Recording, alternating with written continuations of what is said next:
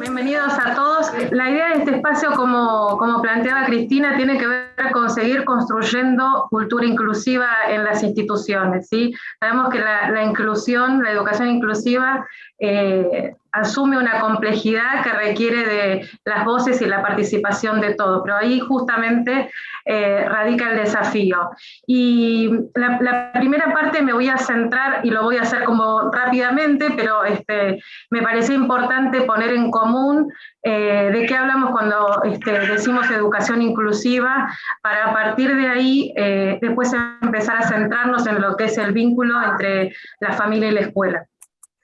Y en primer lugar, poder establecer que cuando hablamos de educación inclusiva no significa que algunos alumnos que estaban fuera o por fuera de las instituciones ahora sean parte, o no significa que alguna determinada respuesta educativa se actualice, ¿sí? se ayorne, sino que tiene que ver con una perspectiva de derechos, ¿sí? De derechos humanos.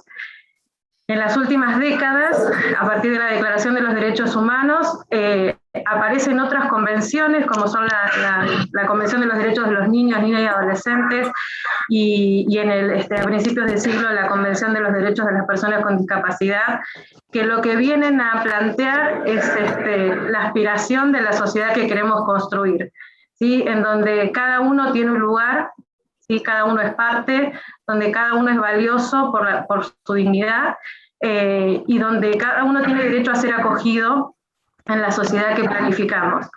Con lo cual, en este día nos vamos a abocar específicamente a las personas, a las familias que tienen un miembro con discapacidad o algún hijo con una condición diagnóstica, pero pensar la inclusión solo desde este foco sería hacer un reduccionismo.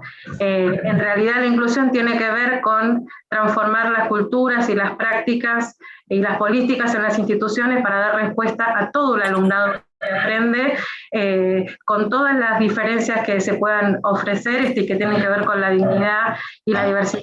Pone responder a todos, nos manda a todos que su hija puede comer. Las instituciones educativas, ya sean formales o informales, tienen como, en este modelo de abordaje en relación a la inclusión, tienen como mandato garantizar el derecho a la educación, el ejercicio del derecho a la educación de los niños, niñas, adolescentes a lo largo de la vida,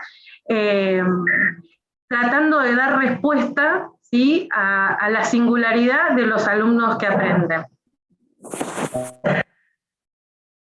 En un instrumento que es muy conocido, que les recomiendo si no han tenido acceso, que es el índice de inclusión, que está elaborado por Tony Booth y May Lanscombe, que son dos referentes mundiales de educación inclusiva en el mundo, y que han tenido roles de asesores en la UNESCO, a jefes de Estado en materia de educación inclusiva.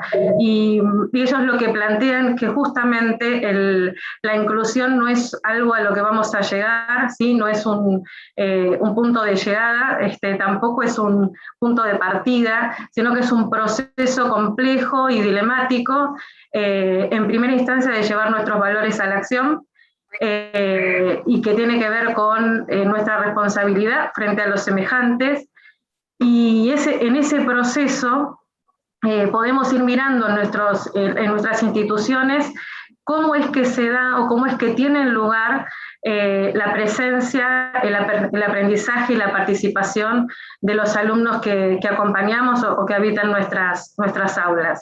Las normativas, no me voy a referir a eso, será para otra instancia, pero sí quiero hacer una mención especial de que las normativas en nuestro país facilitan la presencia de los alumnos con alguna condición en particular o con discapacidad en las escuelas o en las aulas comunes, ¿sí? Pero solo eso no alcanza para generar aprendizajes y participación y experiencias significativas, sobre todo en el nivel inicial, donde todos coincidimos que es el nivel de las oportunidades para los niños que acompañamos.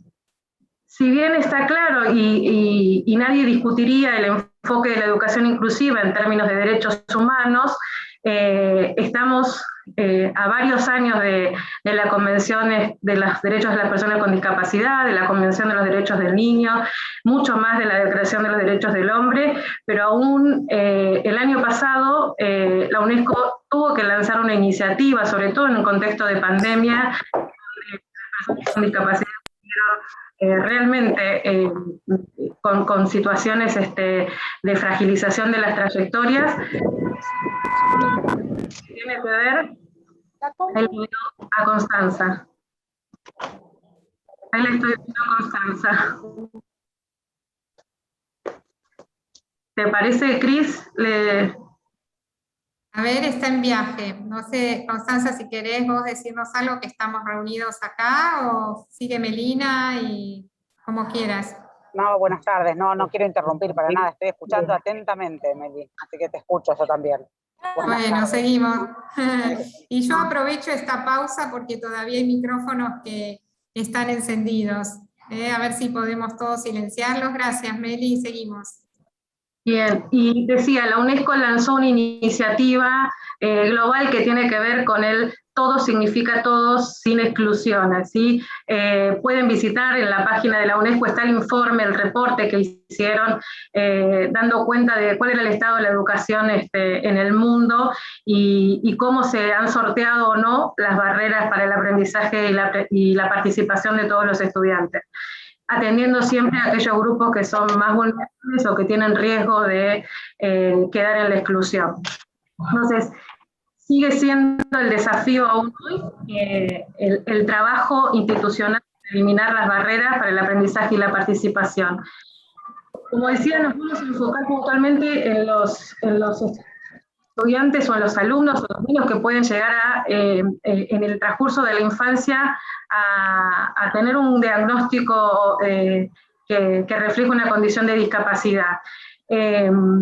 Justamente la Convención de los Derechos de las Personas con Discapacidad plantea que el concepto de discapacidad es un concepto que es dinámico, que ha ido variando y que nada tiene que ver la forma en que concebimos la discapacidad en la actualidad con lo que históricamente ha sucedido con las personas con discapacidad, ¿no?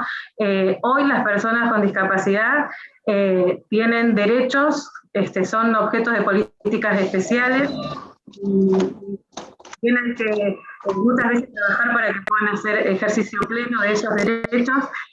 No están en una condición como años atrás en donde eran consideradas deficientes o personas que no podían aportar a la comunidad o que eran encerradas, ¿sí? Institucionalizadas, que eran escondidas por sus propias familias, que eran vividas por sus familias como un castigo divino.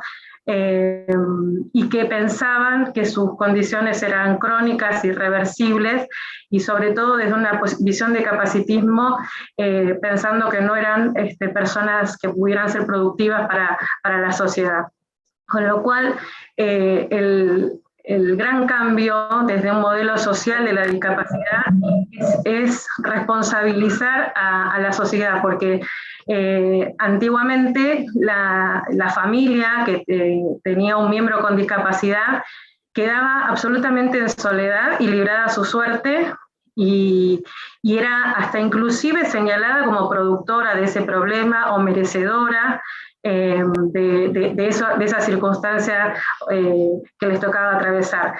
Lo que plantea el modelo social de la discapacidad es que todos, como sociedad, estamos convocados, y desde ahí las instituciones educativas también, pero todos estamos convocados a no solo detectar cuáles son las barreras que pueden ofrecer obstáculos para el desarrollo pleno de las personas con discapacidad, sino también para trabajar para eliminarlas, minimizarlas y sí maximizar las posibilidades. Lo que plantea el INDEX básicamente tiene que ver con este gran motor que yo digo es la esperanza para las instituciones educativas, y que tiene que ver con la posibilidad de crear culturas inclusivas. Desde ahí a medida que alcancemos una madurez inclusiva que se vaya construyendo, ¿no? Espiraladamente, retomando las experiencias, las prácticas y con otros, donde cada uno sea valorado, donde todos son bienvenidos, donde la convivencia es democrática, ¿sí? Con el reconocimiento de cada uno y las voces de todos, donde se construyen valores y se sostienen valores compartidos. Eso hace posible que se pueda trabajar en lo que tiene que ver con las prácticas y lo que tiene que ver con poder elaborar políticas que cambien, que transformen, que repiensen, que reestructuren las instituciones tal cual las hemos concebido. La inclusión no viene a plantear que los estudiantes, los niños que alojamos, son los que tienen que hacer el esfuerzo para adaptarse a ese menú o a ese guión que tenemos en nuestras instituciones. Es justamente el camino inverso, ¿no? Por eso el INDEX va a plantear un trabajo de mejora institucional, pero que justamente implica revisar nuestras representaciones acerca de los alumnos, revisar cómo ofrecemos la participación a cada uno de los actores que conforman la comunidad educativa, si las diferencias son valoradas o al contrario son pensadas como un obstáculo, si podemos pensar prácticas que alojen a todos los estudiantes y no focalizar en un menú único, ¿sí? O en un solo plan de clase o en un solo tipo de actividad. Lo que plantea es que en función de ese análisis podemos organizar apoyos para el aprendizaje que no solo tienen que ver con un recurso humano que haga un apoyo individual y singular, sino también tiene que ver con la posibilidad de construir con otros y con el diseño de estrategias de enseñanza que incluyan los diferentes estilos de aprendizaje de los alumnos que conforman el aula que acompañamos. Siempre uso como memoria de el cambio y el modelo social en relación que impacta en la inclusión educativa, así que hagamos el camino inverso, ¿sí? Quizás venimos acostumbrados a pensar cuál es la situación que nos hace pregunta en un niño que se aleja del desarrollo que esperamos, ¿sí? De las cuestiones normotípicas que todos hemos estudiado y que reconocemos en un perfil de determinada sala o grupo.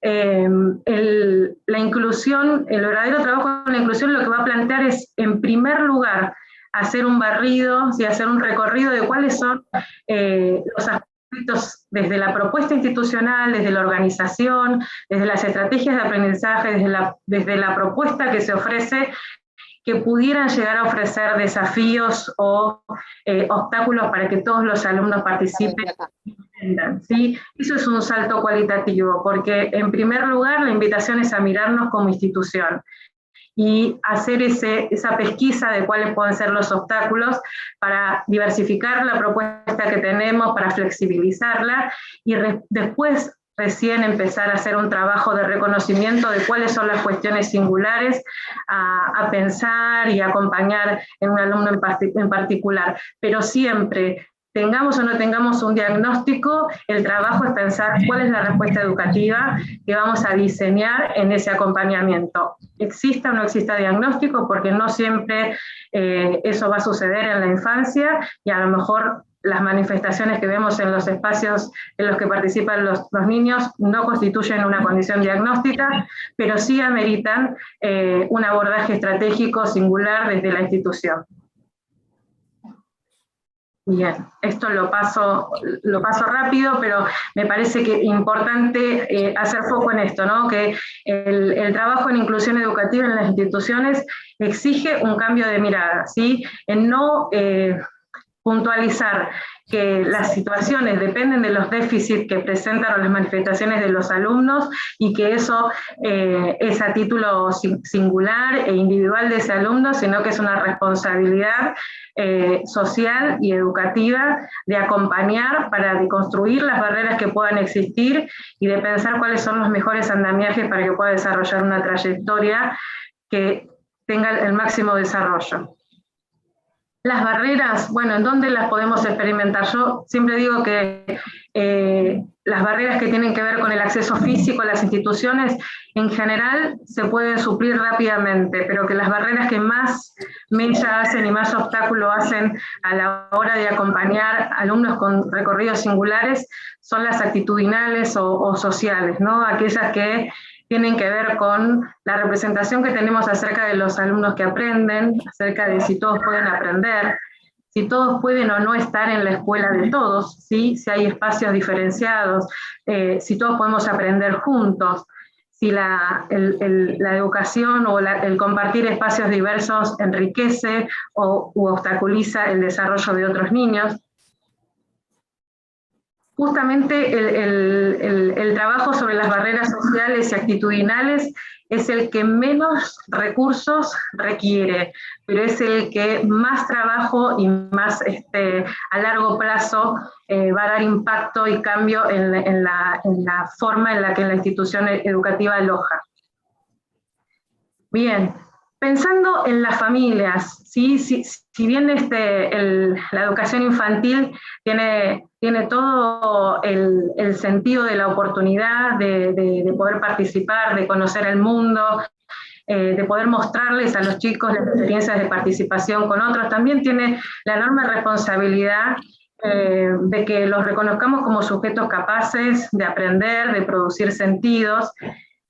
Y en ese recorrido es posible que como institución, desde los diferentes roles, empiecen a suceder manifestaciones en los chicos que nos hacen preguntas, que nos generan alguna alerta, y a veces es posible que podamos detener la escena y tengamos algunas consideraciones particulares antes de articular con la familia o empezar a pensar juntos con ellos. A veces no podemos detener la escena porque la situación urge o porque hay cuestiones que ponen en riesgo a un niño o a otros, pero la invitación en el día de hoy es, bueno, cuando estamos jugados en la escena, en las instituciones, no siempre podemos tomar las mejores decisiones, por eso la invitación es en este espacio poder pensar y anticipar qué cuestiones deberíamos recorrer como institución educativa, formal o informal, antes de iniciar el trabajo con las familias. Y una de las tareas que me parece importante es la revisión, ¿sí? La reflexión profunda de la institución acerca de cuál es el lugar, ¿sí? Cuál es la perspectiva de infancia que tenemos, si estamos conociendo que hay una perspectiva de derechos, ¿sí? Cómo pensamos las trayectorias de los niños, si entendemos que las trayectorias son recorridos en situación, ¿sí? que dependen de las decisiones que se tomen en contexto, del contexto que les ofrecemos. Si hemos realizado ya un análisis de cuáles son las estrategias o las propuestas que se pueden constituir o que se han constituido en un obstáculo, porque no todas las actividades ni todos los formatos de organización escolar son para todos los chicos. Y no es necesario tener una condición de discapacidad para que esto emerja, pero frente a una situación de pregunta, ¿sí? Que se hace insistencia en la vida de un niño, esto es importante poder trabajarlo. También es esto, ¿no? Que se plantea siempre, que si tenemos un mismo menú para todos los chicos, si tenemos una opción de talle único, donde el niño se tiene que adaptar a esto que ofrezco, y no hay posibilidades, ¿perdón? No hay posibilidad de diversificar las propuestas, de pensar cuál es la mejor forma de recibir a ese niño cada día, aunque sea diferente a la que el resto está pudiendo asumir o compartir en un tiempo en singular. También pensar cómo nos interpela la diferencia, ¿sí? Si nosotros la vivimos como una ventaja, como una posibilidad de enriquecer los entornos, como una posibilidad de desarrollo institucional para seguir aprendiendo y transformando las prácticas, o si lo vemos como una amenaza, lo vivimos como una amenaza o como una dificultad, como un obstáculo. es importante que también tengamos en cuenta que la inclusión requiere revisar cuál es la participación de cada uno de los actores en la comunidad educativa. Muchas veces las voces de algunos son silenciadas o son desautorizadas, pero es importante, sobre todo con las familias, ¿sí? Concibiendo a los chicos en su contexto ecológico, donde son parte de esa familia y parte de la institución educativa que forma parte de su centro de vida, poder pensar si hay canales de comunicación, cuándo convocamos a las familias, si las familias pueden participar, si tienen algún lugar en la toma de decisiones o en pensar soluciones cuando hay situaciones que resolver en la institución, que no tengan que ver necesariamente con la situación de su hijo en particular. Este es todo un recorrido y un camino previo a desandar, a analizar, antes de pensar los acompañamientos.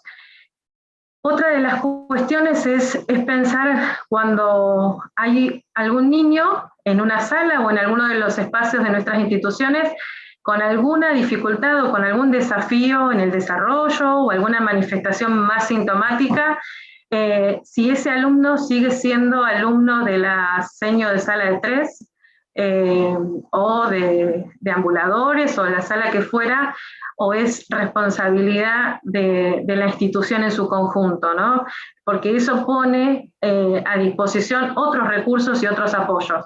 Cuando el alumno es de todos y sobre todo de la propia institución y no de los apoyos o de otros interlocutores que pueden ir apareciendo en la escena. Pensar la trayectoria del niño, muchas veces en el nivel inicial hay una tentación, digo, en el nivel inicial y en realidad a lo largo de la vida educativa de los estudiantes, hay una tentación muy fuerte de compararlos en su recorrido con el resto de los compañeros. Y esa es una forma de mirarlos que no se desestima, pero también hay que poder mirar al niño desde su propio punto de partida, dónde estamos y qué es lo que podemos proyectar o qué decisiones podemos tomar hacia adelante, ¿sí? Cuando convocamos a una familia para conversar con ellos, no podemos llegar con la descarga de la preocupación que tenemos sin poder contarles todas las estrategias que ya desplegamos para acompañarlo, para generar otras situaciones de interacción, cómo intervenimos como institución y también poder contarle qué es lo que vemos desde el inicio, que empieza a participar en nuestra comunidad, hasta el momento en que lo estamos convocando. También es muy importante cuando acompañamos a las familias tomar la decisión de quiénes son los actores que van a entrar en comunicación con ellos, ¿sí?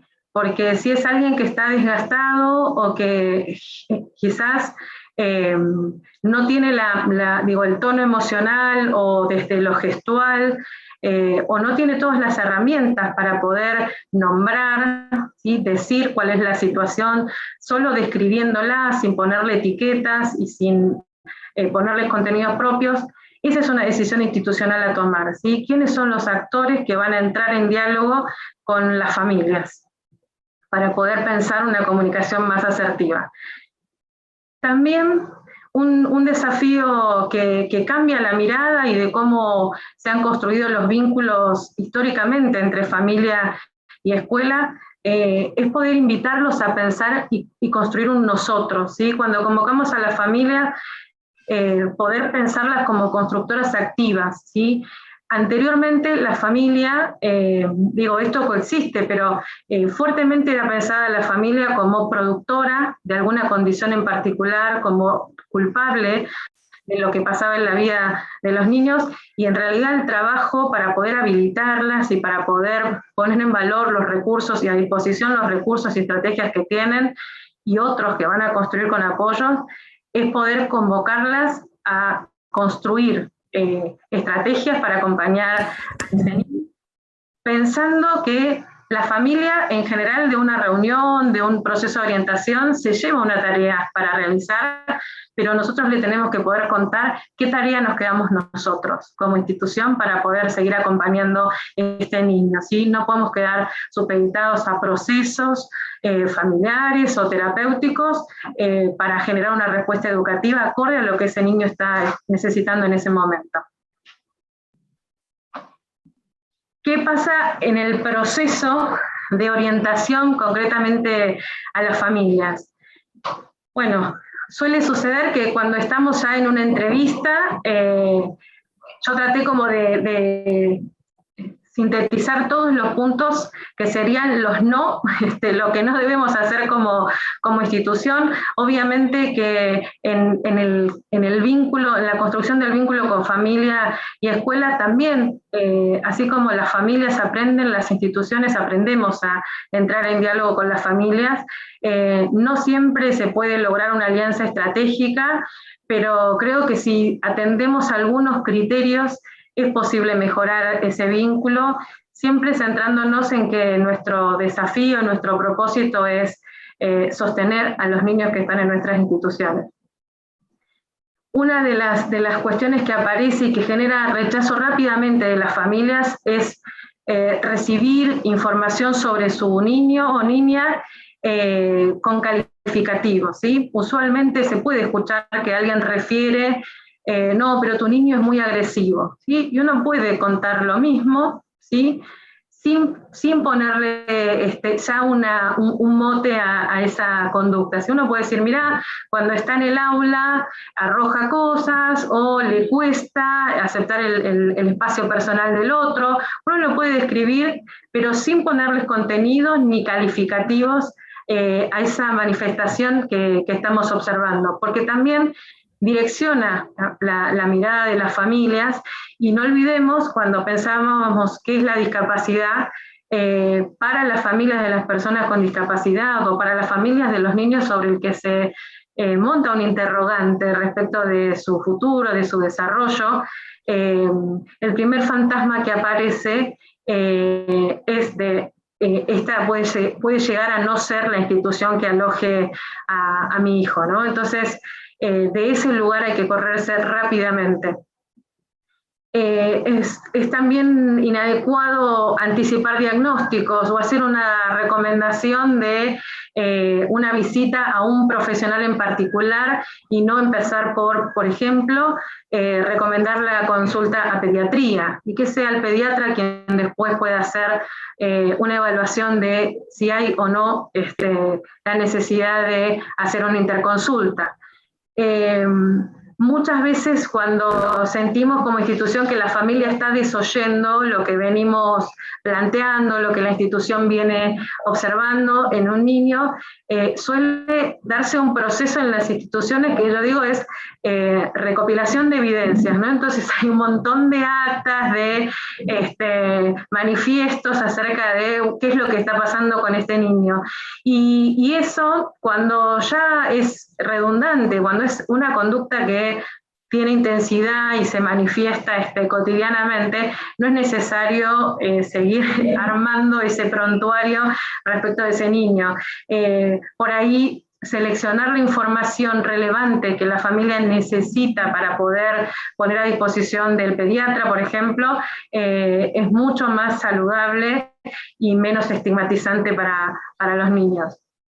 También la forma en que les transmitimos lo que observamos y lo que nos preocupa como institución debe ser comunicada de forma asertiva, ¿sí? Yo no lo puedo transmitir ni de una manera muy romántica y esperanzadora, porque de verdad no sabemos, sobre todo desde algunos roles en la institución educativa, no hay un conocimiento específico sobre estas cuestiones y no corresponde la mirada diagnóstica en términos de salud desde educación, ¿no?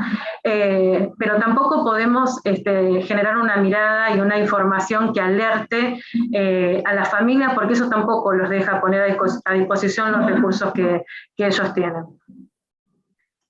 Aquí estaba expresado en términos positivos, ¿no? Esto de ofrecer descripciones a la familia, de lo que se ha observado en el niño, recomendar la consulta con el pediatra. dosificar la información, esto de no abrumarlos, trabajar sobre las expectativas de la familia, porque como decía, muchas veces cuando las familias sienten que su hijo empieza a presentarse de manera diferente, que no encaja en el formato de la institución que lo está alojando, lo primero que aparece es la sospecha, ¿sí? Y el miedo de que en algún momento ese va a dejar de ser su espacio. Entonces, es importante que nosotros podamos transmitirles como institución cuáles son nuestras prácticas en educación inclusiva, cuál es nuestra mirada, cuál es nuestra política como institución educativa, para que todas esas alertas disminuyan y la familia se pueda enfocar en lo que verdaderamente importa, que es en acompañar y concentrar sus esfuerzos en ese niño. Otra de las cuestiones es que cuando convocamos a las familias muchas veces estamos muy inquietos por transmitirle todo lo que nosotros vimos y no siempre dejamos espacio para la escucha, ¿sí? Para escuchar qué tienen ellos para decirnos, si ellos lo viven así en su casa, si esto les genera algún tipo de interrogante, si comprendieron lo que les transmitimos, ¿sí? Si entendieron qué es lo que sucede y cómo lo vamos a acompañar como institución educativa.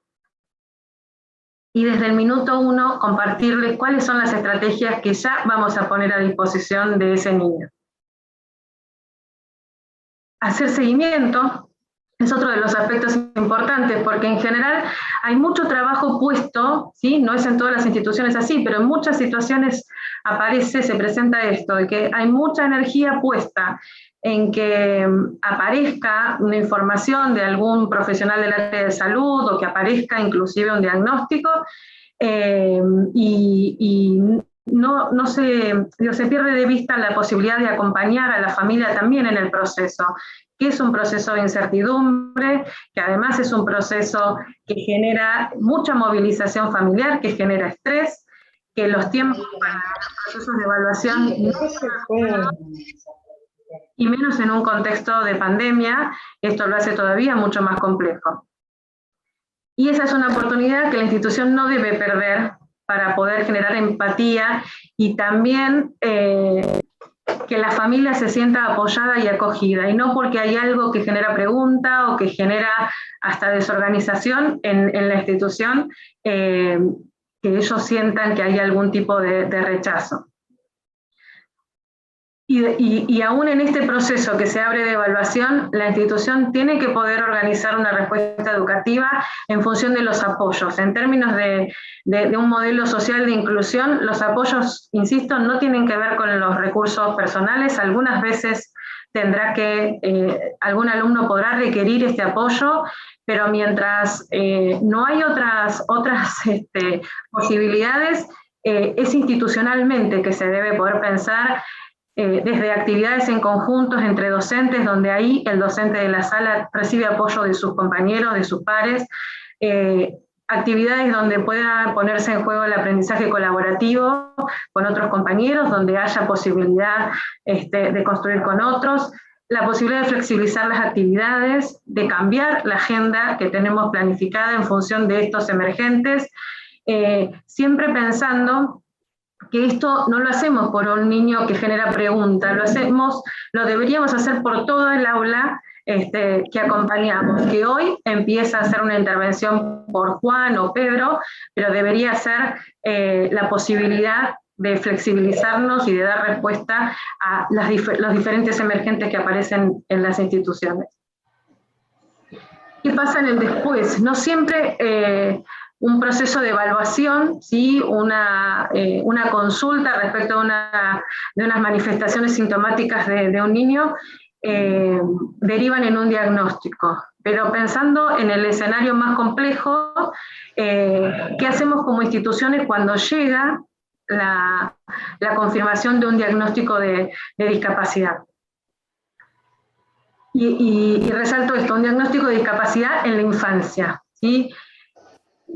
Para las familias hay un tiempo que corre absolutamente asimétrico con los tiempos institucionales y escolares, ¿sí?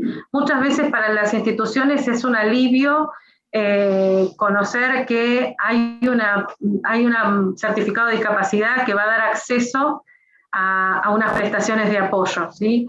Pero para la familia eso implica un proceso de duelo, ¿sí?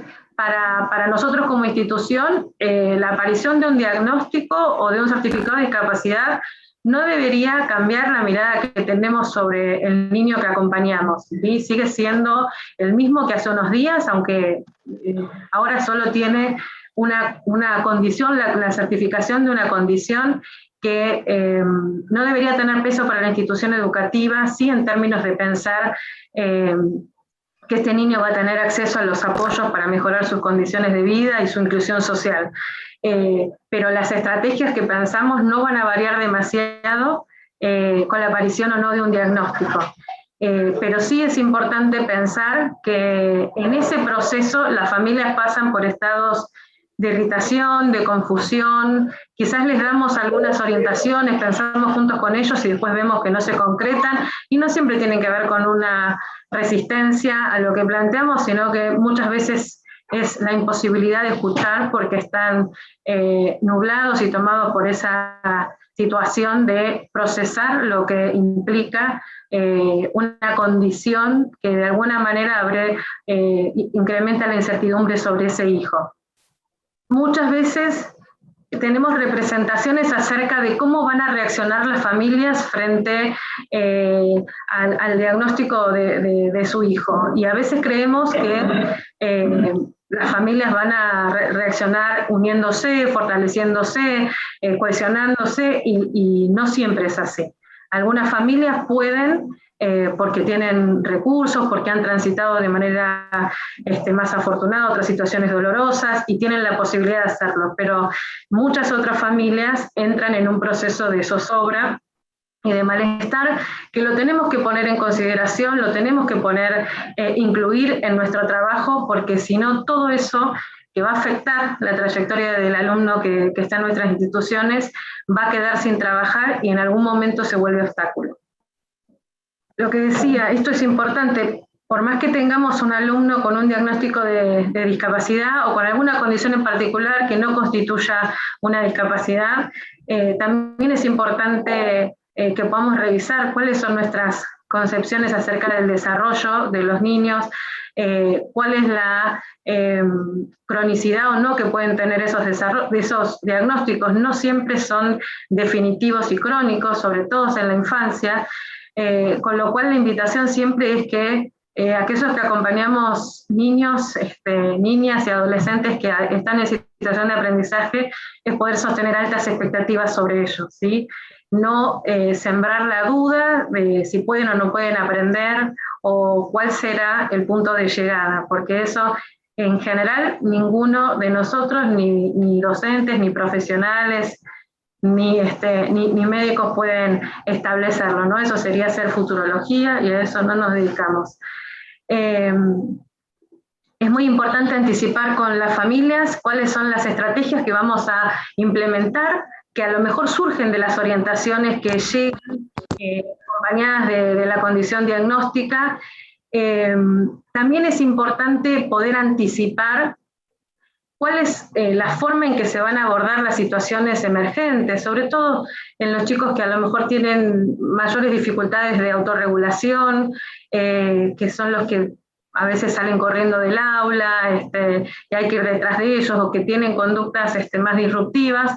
Bueno, ¿cómo lo vamos a trabajar? ¿Cuántas veces a la semana vamos a comunicar? ¿Quién lo va a comunicar? ¿Cuándo nos reunimos? ¿Cómo ofrecemos lo que pasa en la escena de aula para que los dispositivos terapéuticos lo puedan trabajar y que esa agenda que nos propone ese niño sea la agenda terapéutica y no una propuesta que a lo mejor sigue un guión terapéutico pero que no es la que él requiere en esa instancia? Insistir en el trabajo colaborativo, ¿sí? Pensar e implicar a las familias en el acompañamiento de este niño, y tratando de no culpabilizar, porque ya son familias que por la propia crisis que esto provoca, también esto afecta el ciclo vital de las familias, con crisis que de alguna manera, frente a nuevos cambios, se van a ir actualizando y se van a poner en juego, ¿sí? Cuando pasamos de lo no obligatorio al nivel inicial, cuando pasamos del nivel inicial al primario, y así sucesivamente, son familias que van a estar sometidas a un estrés crónico, y eso lo tenemos que considerar a la hora de acompañarlos, porque eso arma otra disponibilidad, arma otra configuración familiar, ¿sí? Porque desde las dinámicas familiares hasta las expectativas sobre ese hijo y sobre la familia se ven trastocadas. El desafío entonces es poder pensar a las familias y las instituciones educativas en un trabajo colaborativo, ¿sí? Que tiene que ver con una corresponsabilidad desde una perspectiva de derechos, donde la educación de los niños no es solo algo privado de las familias, sino, como les planteaba al inicio, la educación de los niños, niñas y adolescentes nos compromete a todos, y educación como sistema es parte corresponsable para garantizar esos derechos, pero exige un trabajo, como les planteaba al inicio, de revisar nuestras prácticas, de revisar cómo nos interpelan las diferencias y cómo estamos dispuestos a acompañar a aquellos alumnos que pueden experimentar barreras para el aprendizaje y la participación, reconocerlos y trabajar para eliminar esas barreras, y también articular con la familia en búsquedas de soluciones, ¿sí? Es muy difícil generar espacios donde la familia pueda participar y se sienta habilitada cuando justamente lo que aparecen son veredas, ¿sí? La brecha entre lo que nosotros creemos, lo que la familia cree, cuando justamente lo que tenemos que tratar es de superar esas brechas que se instalan, porque no se trata de tener razón ni de quién tiene la mirada más ajustada o certera, sino de cómo construimos juntos las mejores condiciones para acompañar la infancia de ese niño que tenemos por delante, ¿sí? Bueno, traté de apurarme y ser lo más sintética posible. No sé, Miriam, si estás por ahí para compartirme alguna de las preguntas. Y acá estoy, buenas tardes a todos. Tenemos, Meli, unas preguntas para acercarte que surgieron del trabajo que hacemos los equipos de supervisión con las escuelas, y también hay un comentario en el chat que por ahí, si querés, arrancamos por eso, donde se puede explicar un poquito más sobre la consulta con pediatría. Hay algunas colegas que expresaron que muchas veces el médico pediatra tiene una mirada parcial sobre el niño y es solamente la mirada dentro del consultorio. Si podemos sobre eso aclarar algo.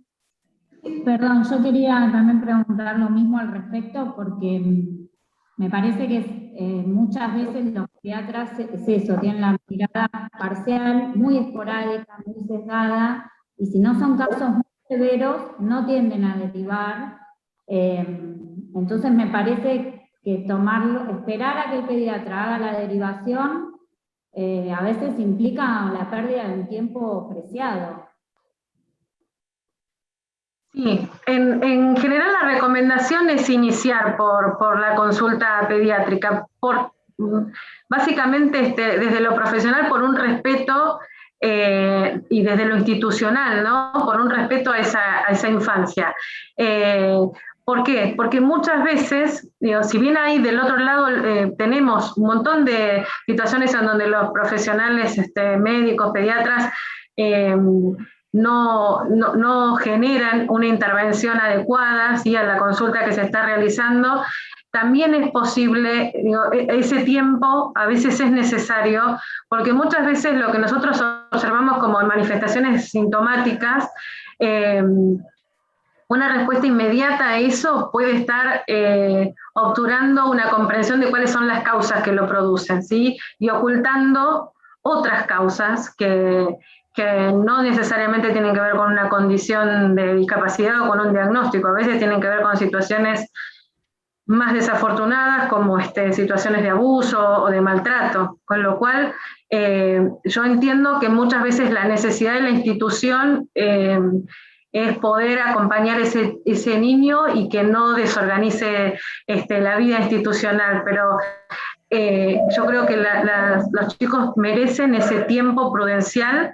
Si nosotros vemos que hay una dilación que se vuelve en contra de este niño, ahí sí podemos trabajar con las familias y plantear, mirá, nosotros estamos viendo en la experiencia que recogemos, lo seguimos viendo más desorganizado, con conductas que lo ponen más en riesgo, o está perdiendo oportunidades de aprendizaje, y bueno, el pediatra a lo mejor pensá, si consultás a un pediatra que esté especializado en desarrollo, o alguna especificidad, alguna especialidad que nosotros podamos acercar como orientación a la familia, ¿sí? Pero nosotros no podemos, en general, el pediatra es el médico de cabecera de los niños. Si nosotros vemos que hay una suerte de impericia en ese acompañamiento, podemos seguir trabajando con la familia y hacer una sugerencia, pero nunca puede ser una imposición y tampoco ser la inicial, nosotros decir, esto yo entiendo que sucede en lo cotidiano, pero no sería lo más recomendable, ¿no? Directo al neurólogo o directo al psiquiatra, no, porque eso supone una mirada respecto de la infancia que anticipa diagnósticos para la familia, y en esa mirada de la familia el niño también asume un rol, que ya le empezamos a otorgar desde que lo estamos mirando con algunos criterios específicos. Gracias, Meli. Les vamos a pedir a quienes tengan consultas que puedan escribirlas en el chat, ¿sí? Y vamos a continuar ahora con una, hablando tanto de la relación familia-escuela. ¿Qué hacer cuando el diálogo con la familia se ha quebrado completamente? Y miré un segundito en el chat y perdonen, pero respondo algo en relación a la pregunta anterior. Me parece muy valioso un aporte que hace una colega en donde dice si es posible acercar un informe de la institución o que la familia lleve un informe para entrar en diálogo con el pediatra. Y a mí me parece que eso es un quehacer de la institución, ¿sí? Me parece que eso es valioso porque aporta la mirada institucional del niño en contexto, ¿sí? Que no es lo mismo el niño en la casa, el niño en la plaza, que el niño en la escuela o en la institución con otros, ¿sí? Con una propuesta, con una organización, con un montón de reglas y de pautas a tener en cuenta. Entonces, que la familia pueda llevar en un informe de su maestra o de sus referentes cuál es la mirada que se tiene y cuáles son las preguntas que se está teniendo en relación a él, me parece sumamente valioso. Y si la familia lo facilita, la posibilidad de articular no es algo a descartar cuando realmente vemos que se empantana el proceso y no se acercan las respuestas. Bueno, ¿qué pasa cuando se rompe el diálogo con las familias? Esto es algo que en estos procesos donde se produce un extrañamiento, ¿no? de las familias, a veces las familias creen que todo va bien y eso genera tranquilidad, y cuando nosotros empezamos a plantear interrogantes, no siempre las familias están en condiciones de escuchar, ¿sí? Y yo siempre digo, los tiempos emocionales o de tramitación de las familias no van acompasados del calendario escolar. La verdad que se hace muy complejo. Pero sin duda, en un sinnúmero de situaciones el diálogo con la familia se rompe y se quiebra. Y ahí, como me gusta decir siempre, lo ponemos a trabajar. Eso significa que empezamos a revisar, ¿no? ¿Cómo hicimos? ¿Cómo los convocamos? ¿Qué les comunicamos? ¿Sí? Si algo no quedó explicitado, porque también hay que ver cuáles son las expectativas que tienen las familias respecto del acompañamiento, de las trayectorias de los estudiantes, qué saberes traen y qué representación acerca de lo que es una mirada diagnóstica. Con lo cual, ahí me parece que la posibilidad de articular, por ejemplo, con el supervisor, ¿sí? A veces las instituciones tienen equipo de orientación, bueno, el equipo de orientación, el supervisor, que pueda hacer una mirada en conjunto y que interpele cuál fue el proceso y que nos permita tomar otras decisiones para acompañar. A veces introducir otro interlocutor en la conversación con las familias también renueva un poco la mirada de la familia, la posibilidad de escucha. A veces lo mismo que viene planteando la institución lo dice el equipo de orientación o lo dice la supervisión, y la familia lo entiende, y no solo tiene que ver a veces con la distancia, con la posibilidad de las habilidades de comunicación y demás, a veces es con el tiempo psicológicos que tiene la familia para poder procesar lo que estamos planteando. Entonces, yo creo que no hay que renunciar nunca a reconstruir ese diálogo, porque más allá de los actores y de los adultos, lo que estamos resguardando es la vida de ese niño. Entonces, si nosotros queremos acercarle los apoyos, las miradas que necesita, tenemos que agotar todas las estrategias para poder convocar a su familia en una mirada en la que no se sientan amenazados, que no se sientan rechazados y que se sientan partícipes, ¿no?, en la búsqueda de soluciones. Sí, y en esta línea, y estaba leyendo en el chat también, ¿qué pasa cuando hay una negación de la familia que no ve las mismas actitudes en el niño o en la niña que ve la escuela, ¿no? ¿Qué pasa cuando escuchamos en casa esto no lo hace? Bueno, es que justamente en las instituciones educativas o en las que participan los chicos, formales e informales, desde sus primeros días, son los lugares privilegiados para mostrar aquello que no siempre surge de la institución, ¿no?, que por ahí viene de otros espacios, o donde los chicos participan de diferentes actividades con diferentes formatos, y ahí se pone en juego, además de lo que tiene que ver con aquello que genera mayor o menor ansiedad en el encuentro con otros, ¿no? Porque en casa por ahí están solos, o están con un grupo conocido, o su grupo de hermanos, o quizás no tienen las familias la posibilidad de experimentar esto que nosotros estamos señalando. Ahí hay que ser muy cuidadosos, porque si no, justamente lo que aparece es una brecha enorme en la posibilidad de acercar las ayudas que estamos pensando o que podemos llegar a considerar para un niño. Entonces, ahí también, hasta usar el sentido del humor para poder plantear que no nos estamos entendiendo, que hay cuestiones que de verdad ponen en un lugar de riesgo, de padecimiento a ese niño,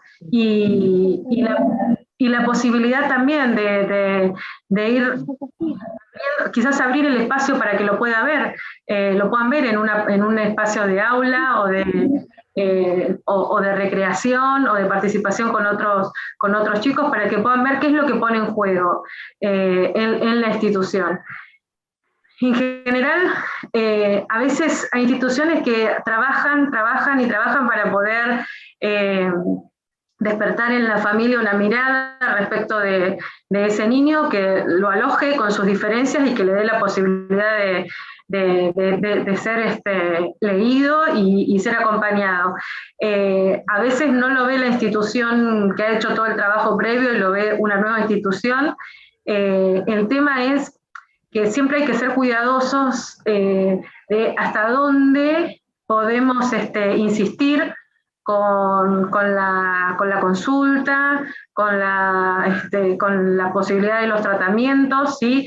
Eso no puede ser nunca un factor de exclusión educativa o una condición para participar en una institución, pero también tenemos que, hay un delgado equilibrio que sostener, en el que también tenemos que mirar por la responsabilidad sobre ese niño, cuando eso que es un proceso de conocimiento de la familia respecto de ese niño, cuando se convierte en una conducta negligente, ¿sí? Y deja a ese niño sin los apoyos y sin las terapias o tratamientos que necesita, ¿sí? Entonces ahí es una decisión institucional a tomar y siempre algo a evaluar. Y como dice Gerardo Echaida, en inclusión todas las manos son bienvenidas, y ahí la institución tiene la posibilidad de consultar a diferentes actores para la toma de decisiones y hacerlo con menor ansiedad o con menor padecimiento, ¿sí? Pero hay posibilidad de comunicar a otros actores de los organismos de protección para poder acompañar, ¿sí? No denunciar, porque no es eso lo que plantean los organismos de derechos, sino poder acompañar a esa familia a poder gestionar lo que ese niño necesita.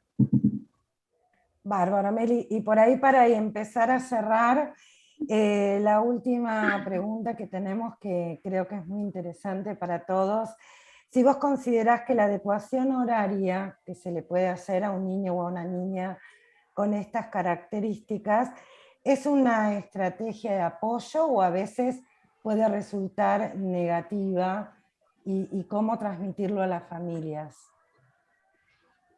Dos puntos. Desde una perspectiva de derechos, la adecuación horaria no sería una respuesta educativa desde un marco de derechos, ¿sí? Es algo que se usa, que se implementa en las instituciones, a veces de manera unilateral, ¿sí? Pero no es algo que se ajuste a una perspectiva de derechos. Si bien también es importante, y desde lo profesional y desde lo técnico uno puede pensar que si hay una estrategia gradual, ¿sí? Que esté pensada, que esté diseñada, donde tengamos una propuesta para el tiempo que ese alumno participe, ese niño participe en las instituciones, donde haya designados con qué actores y cuál va a ser la propuesta que va a trabajar, se puede pensar en una respuesta transitoria, muy acotada en el tiempo, y que nunca va a ser por ejemplo, de 1 hora, porque eso es algo que puede suceder. En chicos con desafíos en el desarrollo o con alguna condición en particular, justamente la posibilidad de estar expuestos a un contexto parlante, a un contexto con posibilidades de participación, de interacción con otros niveles de desarrollo, con otras propuestas, con otra riqueza, también hace que sus posibilidades se vean enriquecidas. Y cuando les ofrecemos un tiempo muy acotado, es muy difícil después ir incrementando la carga horaria, con lo cual de alguna manera lo que se constituye una estrategia de apoyo inicial después termina siendo un obstáculo.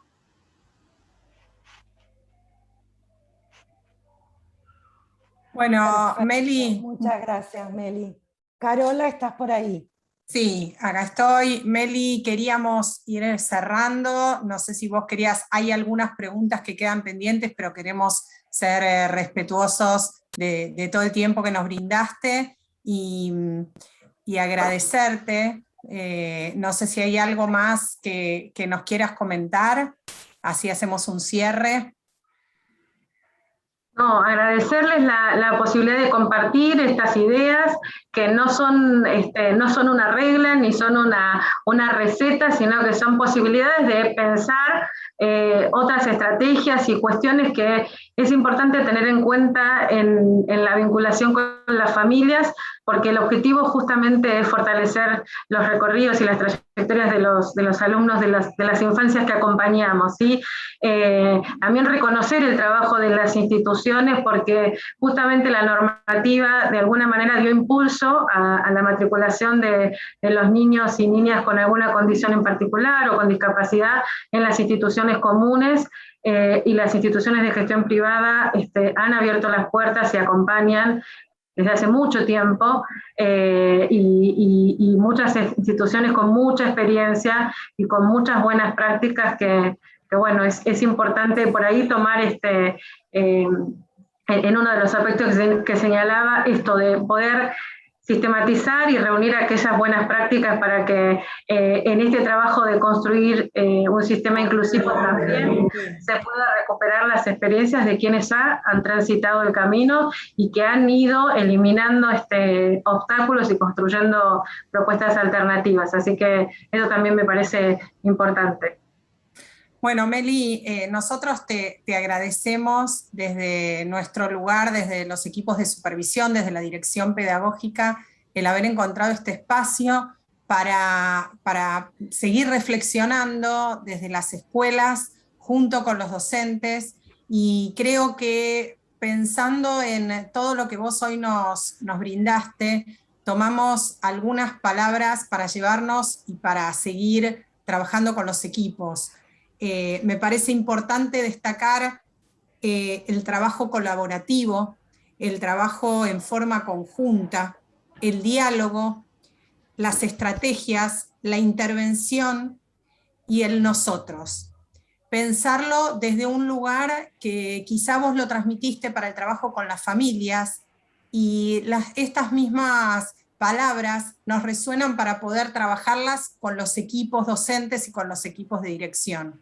Me parece muy interesante tomarlo, vamos a acercarles el video para que ustedes también puedan generar encuentros con sus equipos y seguir trabajando, y obviamente esto, como siempre, es una puerta para la reflexión, y recibiremos cualquier otra inquietud. Meli, tenemos la recontra suerte de que sea de nuestro equipo, así que ante cualquier consulta estamos felices de trabajar conjuntamente y poder acompañarnos.